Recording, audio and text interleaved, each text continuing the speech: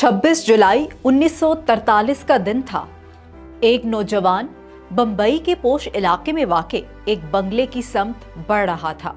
Comrade कहलाने वाला वो शख्स एक ऐसे मंसूबे पर अमल पैरा था जो बरे सगीर की तारीख का रुख बदल सकता था। अगर वो अपने इरादे में कामयाब हो जाता तो पाकिस्तान कभी वजूद में नहीं आता।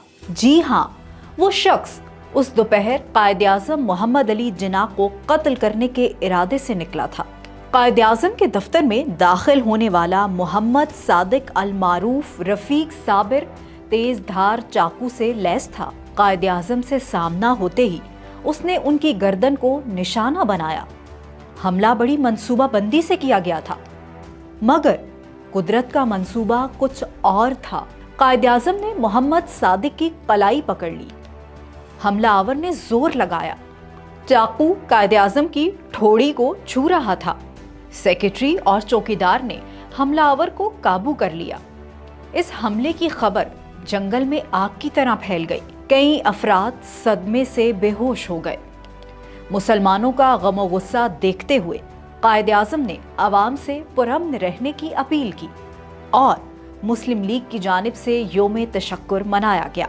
ये हैरत अंगेज अमर है कि खाकसार तहरीक से ताल्लुक रखने वाले मोहम्मद सादिक के हमले के फ़कत 4 साल बाद दुनिया के नक्शे पर एक नई मुस्लिम रियासत कायम हो चुकी थी।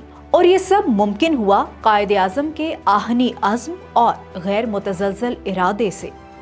उन्होंने न सिर्फ कांग्रेस और अंग्रेज़ों को शिकस्त दी, बल्कि अपनी बीमारी का बेजमा मर्दी से मुकाबला किया और दुनिया का नक्शा बदल दिया। कायद-ए-आज़म के योम पैदाइश के मौके पर अगर हम पलटकर माजी में झांकें तो उनकी जीवन कहानी एक तिलिस्म होशरुबा महसूस होती है।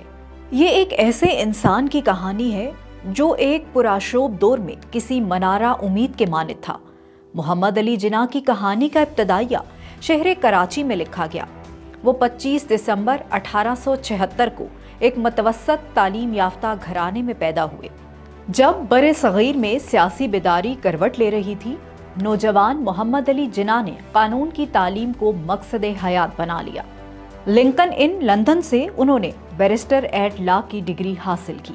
1896 में हिंदुस्तान लौटने वाले जिन्ना दलील की ताकत और एतमाद से लैस थे। बतौर कानूनदान उन्होंने जल्द खुद को मनवा लिया।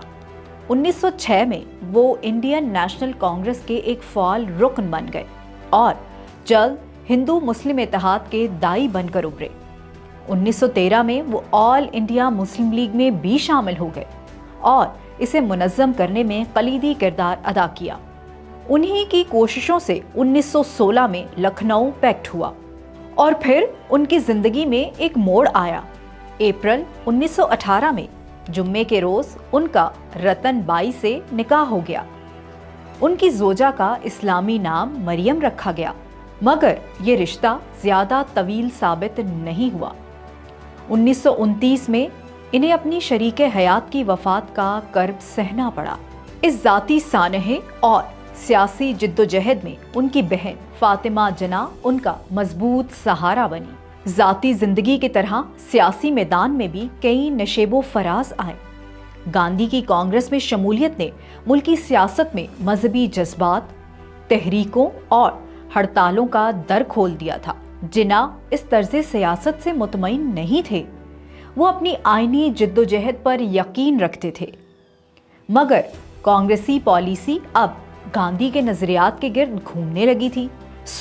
1920 में जिन्ना ने कांग्रेस से किनारा कशी इख्तियार कर ली और मुस्लिम लीग के प्लेटफॉर्म से सियासी जिद्दोजहद जारी रखी। 1929 में नेहरू रिपोर्ट के जवाब में उन्होंने तारीखी अहमियत के हामिल 14 नकात पेश किए। ये नकात मुसलमानाने हिंद के हकूक, नुमाइंदगी और आइनी तहफ़्फ़ुज़ात का मुकम्मल खाका थे। अलबत्ता कांग्रेस की हटदर्मी, गोलमेज कॉन्फ्रेंसों की नाकामी और मुस्लिम जमातों के इख्तलाफात से मायूस होकर वो 1930 में लंदन चले गए और बरतानवी कानूनी हलकों में एक मोतबर आवाज़ बनकर उभरे। मगर उनका असल मकाम तो हिंदुस्तानी सियासत का खारजार था और उनकी वापसी की जिम्मेदारी قدرت نے علامہ اقبال کو سونپ رکھی تھی۔ اقبال نے اپنے دلائل کے ذریعے محمد علی جناح کو مسلم لیگ کی قیادت سنبھالنے کے لیے قائل کر لیا۔ جناح صاحب نے 1934 میں وطن لوٹ کر پارٹی کی ذمہ داری سنبھال لی تو جیسے برصغیر کی سیاست کا پہیہ پھر سے چل پڑا۔ 1937 کے انتخابات برصغیر کی سیاسی تاریخ کا اہم ترین موڑ تھے۔ کانگریس 7 صوبوں میں اقتدار کی دہلیز پر کھڑی تھی، جبکہ مسلم لیگ اپنی محدود کامیابی کے باوجود مسلمانوں کی اجتماعی آواز بننے کے لیے کوشاں تھی۔ انگریزوں کے خلاف مشترکہ جدوجہد کے لیے مسلم لیگ نے کانگریس کو مخلوط حکومت بنانے کی پیشکش کی۔ کانگریس نے مسلم لیگ کو مسلمانوں کا واحد نمائندہ ماننے سے انکار کرتے ہوئے یہ پیشکش رد کر دی۔ اب قائد اعظم پر واضح ہو چکا تھا کہ ہندوستانی مسلمانوں کی بقا کے لیے ایک بھرپور سیاسی تحریک کی ضرورت ہے۔ گو یہ سہل نہیں تھا، مگر انہوں نے اپنے آہنی عزم کے ذریعے ناممکن کو ممکن کرنے کی ٹھان لی۔ فقط 3 برس بعد قائد اعظم کا ارادہ قرارداد لاہور جیسے تاریخی واقعے کی صورت میں سامنے آیا۔ 23 مارچ 1940 کو مسلم لیگ نے مینار پاکستان پر اپنے سالانہ اجلاس میں یہ واضح کر دیا کہ برصغیر کے مسلمان ایک الگ قوم ہیں اور خود مختار ریاست ان کا حق ہے۔ 1945 اور 46 کے مرکزی اور صوبائی انتخابات فیصلہ کن ثابت ہوئے۔ مسلم لیگ کی تاریخ ساز کامیابی نے برصغیر کے مسلمانوں کے اجتماعی مطالبے کو ایک ناقابل تردید حقیقت بنا دیا۔ دلچسپ امر یہ ہے کہ مورخین گاندھی کو عدم تشدد کا علمبردار قرار دیتے ہیں، مگر سچ یہ ہے کہ پرامن سیاسی جدوجہد کی اصل مثال قائد اعظم تھے، جنہوں نے مذاکرات کی میز پر اپنی سیاسی بصیرت اور دلائل کے ذریعے پاکستان کی پہلی اینٹ رکھی۔ کیبنٹ مشن پلان ہو، وائسرائے کے ساتھ مباحثہ، کانگریس کے ساتھ مذاکرات یا مسلم لیگ کی تنظیمی بیٹھکیں، 1940 سے 1947 تک جناح نے ایک طویل جنگ لڑی۔ وہ ہندوستان کے کروڑوں مسلمانوں کی نمائندگی کر رہے تھے۔ آخر 14 اگست 1947 کا تاریخ ساز دن آن پہنچا۔ انتہائی قلیل وقت میں مسلمانوں نے محض سیاسی جدوجہد کے طفیل ایک علیحدہ ملک حاصل کر لیا، اور یہ سب ممکن ہوا ایک بلند قامت، بلند حوصلہ رہنما کے طفیل۔ مگر جدوجہد کی کہانی یہاں تمام نہیں ہوتی۔ انگریزوں کی غیر منصفانہ تقسیم اور کانگریسی سازشوں کے باعث ہمیں ایک ایسا پاکستان ملا جو زخموں سے چور تھا۔ مہاجرین کے لٹے پٹے قافلے پاکستان کی سمت آ رہے تھے، جن کی آبادکاری ایک بڑا چیلنج تھی۔ گرتی صحت اور بڑھتے مسائل کے باوجود قائد اعظم کی قیادت میں پاکستان نے ان مشکلات سے نبرد آزما ہونے کا آغاز کر دیا۔ قائد اعظم نے بطور گورنر جنرل ریاست کی سمت کا تعین کیا۔ انتظامی ڈھانچہ، سول سروس کی تشکیل، اسٹیٹ بینک کا قیام، آئین سازی اور اقلیتوں کے حقوق ان کی توجہ کا محور رہے۔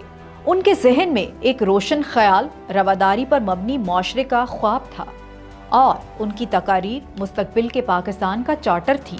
قائد اعظم کے ارادے اب بھی توانا تھے، مگر شاید قدرت کا منصوبہ مکمل ہو چکا تھا۔ صحت جواب دے رہی تھی اور بلاوے کا وقت آن پہنچا تھا۔ فقط 5 برس قبل ایک گھاتک قاتلانہ حملے میں بچ جانے والے قائد اعظم ایک آزاد مسلم ریاست قائم کرنے کے بعد 11 ستمبر 1948 کو جہان فانی سے کوچ کر گئے۔ مسلم دنیا کے اس عظیم لیڈر نے سڑک پر کھڑی ایک ایمبولینس میں اپنا آخری سانس لیا اور امر ہو گیا۔